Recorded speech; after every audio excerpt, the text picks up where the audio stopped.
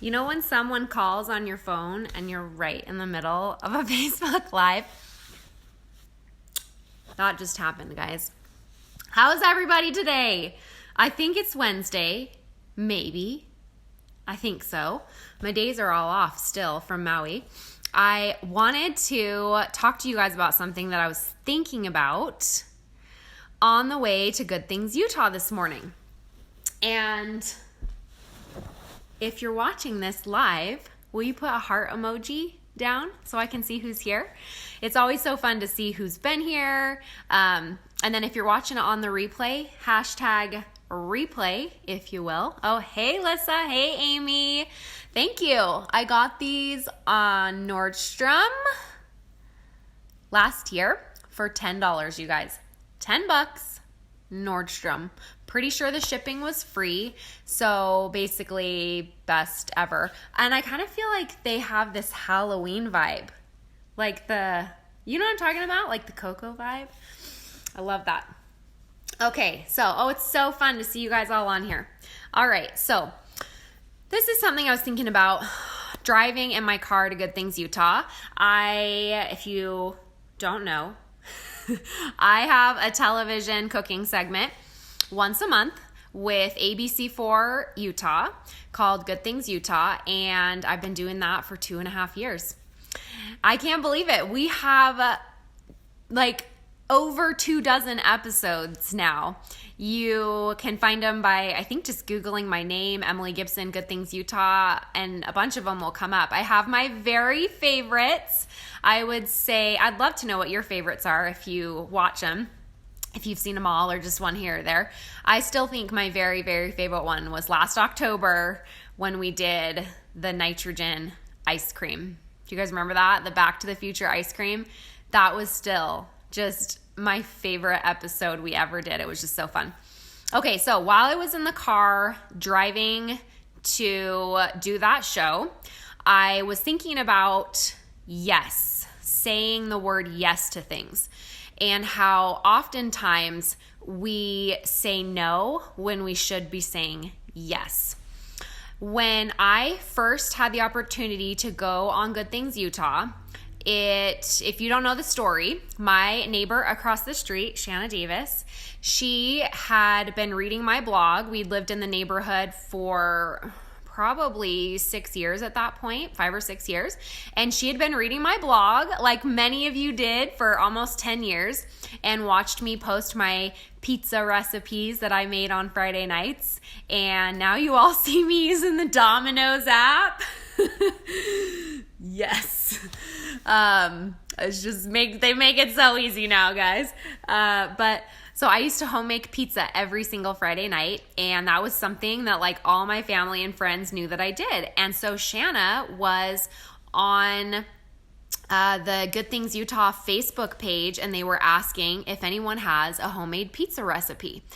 And Shanna immediately thought of me, and she put on there, you have to have my neighbor Emily come on the show. She makes homemade pizza for her family every single Friday night, and you have to have her. So then she messaged me and said, the producers are going to call you, and they're going to put you on the show. A little bit of background about what was going on in my life at that time. I was working full-time, totally burnt out, feeling like everything was in chaos. And that specific day was, I'll never forget the day, it was May 26th. And the reason why I know that day is because in my company, at the end of the month, that's when everybody has their rank ups, subscriptions process, and everybody, ranks up. And it was the month before my first convention, and I wanted to be an Emerald, which is one of the top 3 things in our company. This is not about Plexus, but you have to know the history of this. This is about something totally different, but I want to share with you why you need to say yes to things. And again, this is not about Plexus. Just hang in here with me, guys. So I was in a really low point because I woke up that morning and I was like 50 orders short from achieving this rank up. And it's a huge rank up. It's like when we earn our car and get our giant income. And I was devastated because I wanted to go to convention as a jewel. And I was like, my gosh, I have no worth. I was in a bad place. Okay. I was like, I'm not even going to go if I don't get this rank up. Like, it was just so silly hindsight. Okay. So, the producer called me in that day and that moment where I was just feeling defeated and feeling awful and overworked and stressed out and just totally burnt out.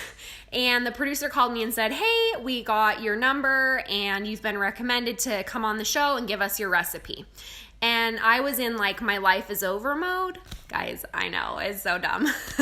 I was in like life is over mode and I was like, I am so busy and I've got like to create 50 orders here. So I don't have time to come on your show, but I'll send you the recipe. Where do you want me to send it to? And the producer from Good Things Utah was like, no, we don't want your recipe. We want you to come on the show and give us, like, we want you to make the recipe. And I was like, well, I'm just so busy. Like, I'm just so busy. Oh, hey, Sarah, you're so sweet. I'm just so busy. Like, I've got things to do. And he's like, well, we really want you to come on the show. So I said, okay, fine. Yeah, sure, I'll come. When do you want me? Like, I was not nice. I don't even know why. Like, it must have been a God thing because I was not very nice and bubbly and kind. Like, not at all. And so then we had a great weekend and I ended up hitting Emerald on Memorial Day. And then I was like, oh my gosh, this is so exciting. Now I'm going to be on TV. So world was fixed in a matter of days and I was all happy again. And on Memorial Day, I remember looking over at Sean and saying, oh my gosh, I'm going to be on TV in 2 days and I don't even know how I'm going to do this. And Christy Jex, who was a brand new friend of mine, I know many of you know her. She's one of my dear, dear friends. Christy Jex came over to my house the next day and she told me that the state that I was in was not a pretty state. I was tired girl, guys.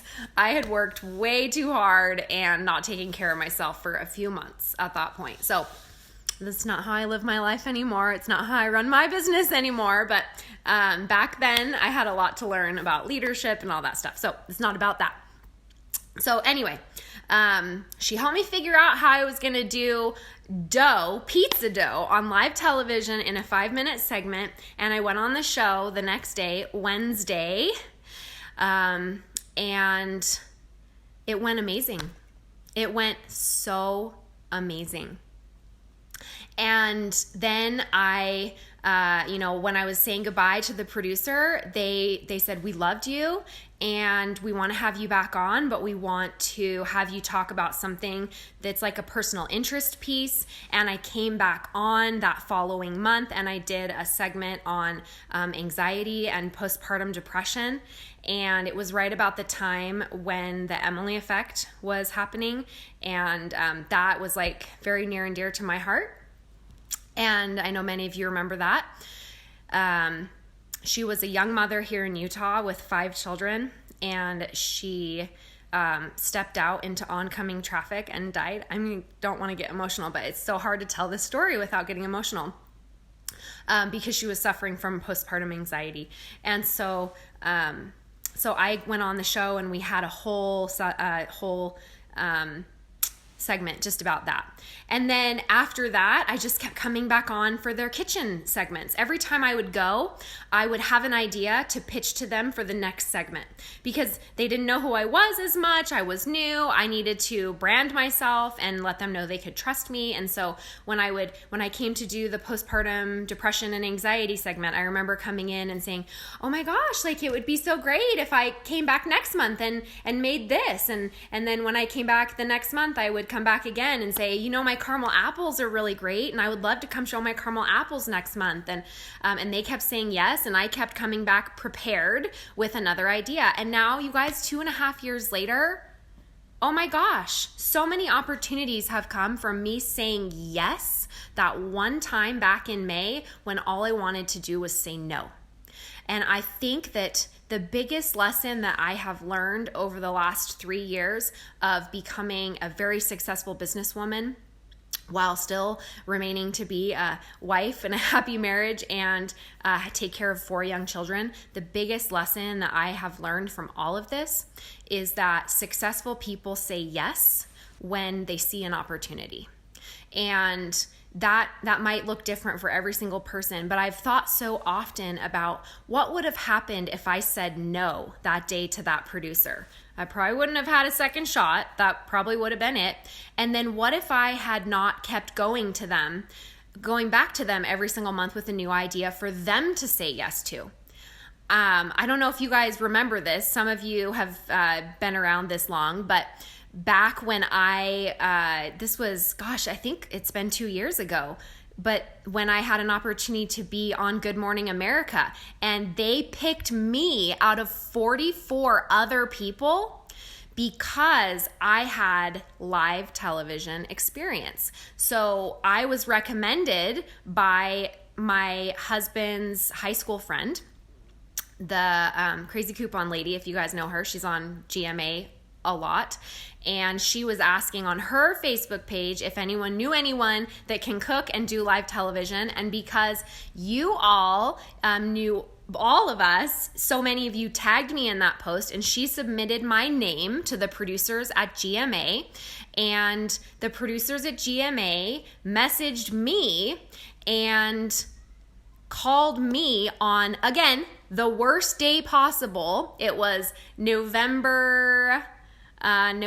last day of November 30th.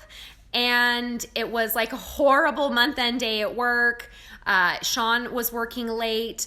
The kids had all their sports, and I literally had 2 hours to prepare a recipe that I had never made by myself before, and I didn't even have the ingredients. So I did not pass up that opportunity. I said yes.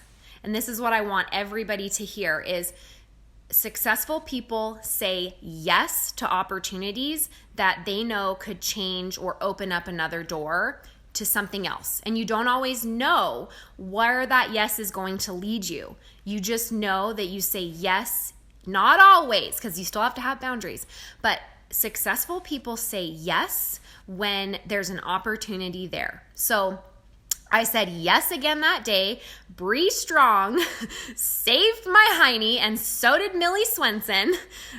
Bree Strong picked up the molasses for me at the store. If you guys remember this post, you guys, oh my gosh, it was the craziest day. We filmed it in my house on my iPhone, sent it to the producers at GMA. Then they decided they wanted it shorter, so we had to refilm it. But by then, Bree had gone to do her kids' after school stuff. All my kids were home from school. Baby Dean was like crawling around up from his nap. So Millie Swenson, I think Millie was like 15 at the time, you guys. She came down, and on my iPhone, we filmed a 26-second segment 16 times. And on the 16th take, we finally felt like we got it right. And we bribed the kids to stay in the basement the whole time because you couldn't have any noise while you were filming. I mean, this is like GMA, Good Morning America, like the ABC affiliate, the affiliate. And I think most people would have said, I can't do it. And everybody would have respected, like, she's a mom of 4 and her husband's not home and now the kids are home from school. Like, anybody would have respected me saying no in that situation. But I could not pass up the opportunity to do GMA. And so I'm so glad I said yes to that, because then it went off without a hitch. They aired it the next day, and it was so amazing to be a part of that. And now, 2.5 years later, I am still shooting segments every single month with Good Things Utah. I have this almost like familial relationship with the producers, the director, the stage crew, and the hosts. And it's like I'm going to see my family every time I go. I've loved the people that I've met on Instagram that are part of the Good Morning Utah, Good Things Utah community. It has just been such an amazing experience that I almost said no to because I was busy, I was in a bad mood, and I had work and kids and all the things. So I'm just feeling so grateful today, and that's what I wanted to share with you is I'm having gratitude for saying yes when it counts. And I want to just encourage you that when you are presented with things like this where there are so many obstacles in your way, I want you to remember that almost always the obstacle is the way. Almost always. And sometimes you have to say yes when you want to say no so that you can have doors open to you that you will never know where they will take you. I'm just so grateful that I've said yes so many times in the last 3 years specifically when I wanted to say no. And I hope that it will inspire and give you courage to say yes when you don't necessarily know if it's going to be worth it.